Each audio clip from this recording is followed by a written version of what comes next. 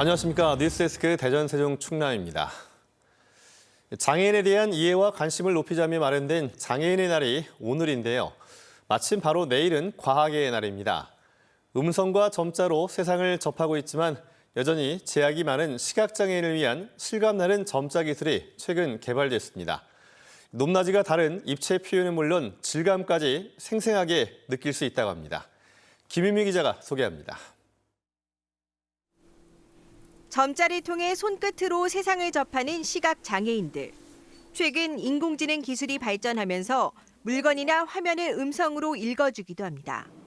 하지만 곡선이나 입체적인 모습, 질감 등 생생한 정보는 아니다 보니 시각적인 정보에 대한 갈증은 여전합니다. 검은 필름에서 점자가 솟아올랐다 사라집니다.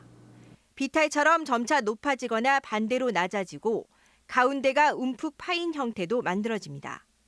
심지어 단단한 점자 바로 옆에 부드럽고 무른 점자도 표현됩니다. 다양한 입체적 모습과 질감까지 척척 표현되는 전자통신연구원이 개발한 디스플레이입니다. 핵심은 머리카락 두께로 겹쳐진 고분자 필름. 아래 광열층이 LED 빛을 흡수해 열을 내면 온도에 따라 윗부분의 탄성과 높낮이가 자유자재로 변해 부풀거나 가라앉는 겁니다. 특히 0.1mm 단위로 정교하게 제어해 14단계 높이로 다양한 입체 표현도 가능합니다. 시중에 출시된 점자 디스플레이는 약 0.6mm 정도 켜거나 끄거나 2단계의 변화만 만들어낼 수 있는데 저희가 이번에 개발한 기술은 최대 1.3mm까지 2배 정도의 변화를 만들어낼 수 있고 패드 형태로 크기를 키우고 해상도를 높이면 시각장애인들이 손으로 읽는 세상을 더 실감나고 풍요롭게 만들 전망입니다. 동물의 형상이라든지 형상의 재질감을 가지고 있는 거라든지 어떤 시각장애인 분들한테 좀 더 다양한 정보를 제공할 수 있지 않을까. 또 운전자가 원하는 대로 필요한 기능만 돌출되는 미래형 자동차 내부 디자인이나 만지고 교감하는 입체 통화, 교육과 게임 등 다양한 분야에서의 활용도 기대됩니다. MBC 뉴스 김유미입니다. 4.10 총선 화제의 당선인을 만나보고 있는데요. 마지막으로 아산갑 복기왕 당선인입니다. 재선 아산시장 출신인 당선인은 원도심 활성화와 시민이 체감할 수 있는 법안 발의를 약속했는데요. 김광현 기자가 만나봤습니다. 지난 2004년 치러진 17대 총선에서 36살의 나이로 당선됐다. 이듬해 당선 무효형을 선고받았던 복기왕 당선인. 이후 아산시장과 청와대 비서관 등을 거쳐 19년 만에 국회에 재입성하게 됐습니다.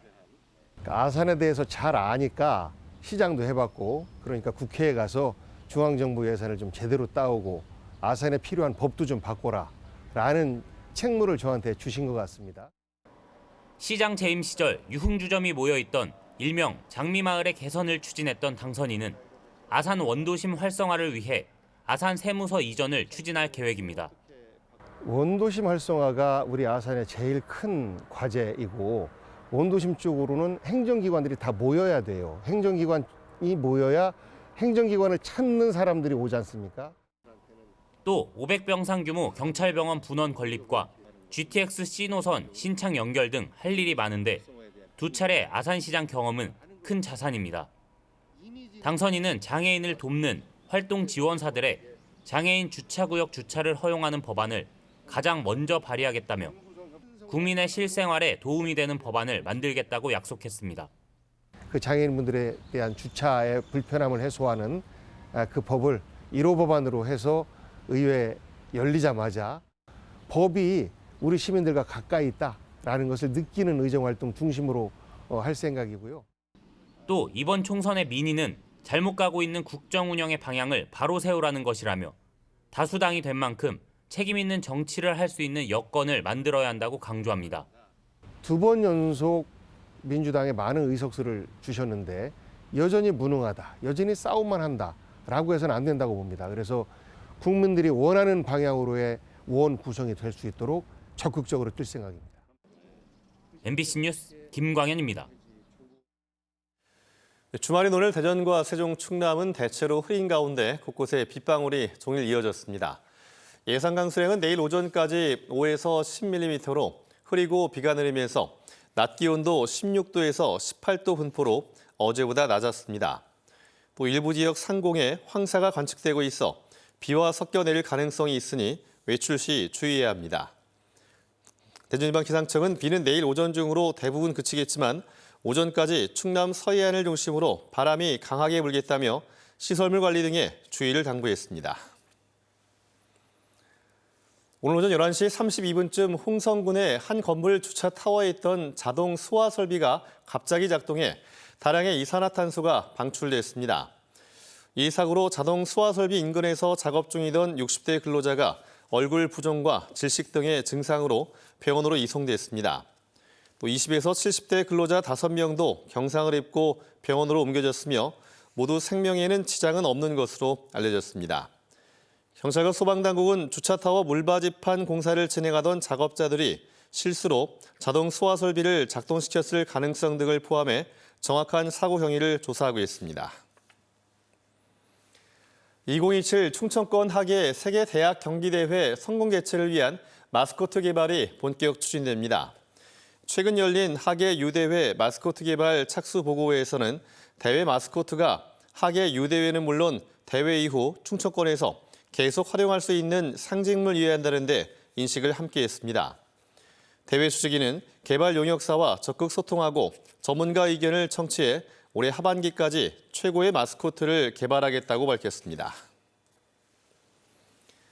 영화 드라마의 지방 촬영에 따른 경제적 파급 효과가 크지만 대전 지역 촬영 일수가 전국 최하위 수준에 머무르는 것으로 나타났습니다.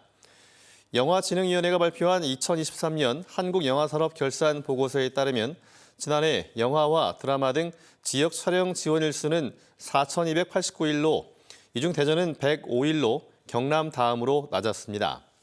반면 충남은 462일로 서울과 부산 다음으로 높았습니다. 관련한 보고서 등에 따르면 일반적으로 로케이션 촬영 시 투입 비용 대비 지역 경제의 파급 효과가 7.8배, 관광 유인 효과는 23.7배에 달한다는 분석도 나오고 있어 지자체의 보다 적극적인 협조와 유치 노력 등 대응이 필요하다는 지적입니다. 대전지법 형사항소 2의 일부는 주거 침입과 재물 손괴 혐의로 기소된 세종의 공공임대주택 세입자들에 대한 항소심 재판에서 검사 항소를 기각해 1심 무죄 선고를 유지했습니다. 이들은 부동산 임대회사로부터 임대차 보증금을 못 받고 나간 뒤 회사 측으로부터 세대 출입금지를 당했지만 도어락을 바꾸고 다시 집에 들어갔다가 주거침입 혐의 등으로 기소됐습니다. 1심 재판부는 피고인들이 오랜 기간 보증금을 반환받지 못해 금전적 손해를 입은 점 등을 고려하면 정당 행위에 해당한다며 무죄를 선고했고 검사는 사실 오인과 법리 오해를 이유로 항소했지만 항소심에서 기각됐습니다. 충남도 보건환경연구원이 오는 26일까지 마와 오미자 등 한약재와 식품으로 혼용해 사용하는 주요 농임산물을 수거해 검사합니다. 보건환경연구원은 잔류농약과 중급속, 이산화황 기준치 초과 여부 등을 집중 검사하고 적발된 부적합 식품은 회수 폐기 처리하는 등 신속한 유통 차단에 나설 계획입니다. 지금까지 대전이었습니다. 고맙습니다.